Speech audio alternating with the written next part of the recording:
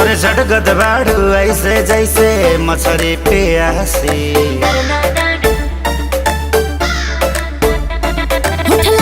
हम लगवले बानी बहुते कला से।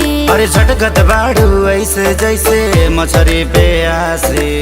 छनकता छागल हम किसिया वो बादल उठवला गीला सरसों के साथ।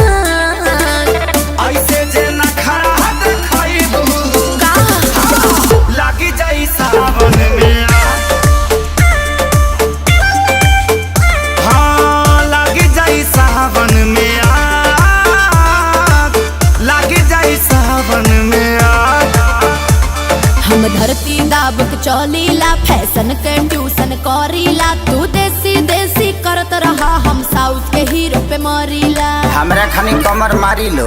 बोला कवना सलेटिया पढ़लू तू जाके आंगनबाड़ी के पढ़ाई। आ कौन पिनिसिनिया से लिख के तू बन गइलू लाल मरिचाई।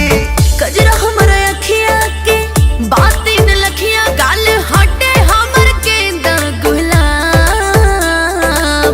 ऐसे जे न खड़ा देखइबू लागी जाई सावन में आग। हाँ लागी जाई सावन में आग, लागी जाई सावन में आग।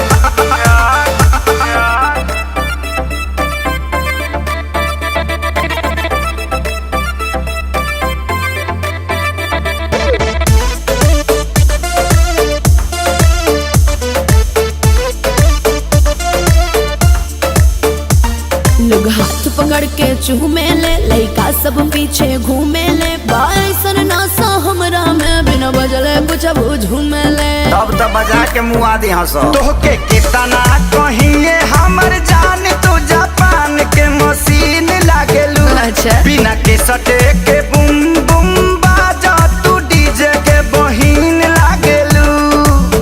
हंसी ना रील तोहर देहब ना ढील और अखिल सखे सारे होने भाग। ऐसे जे न खड़ा देखइबू लाग जाई सावन में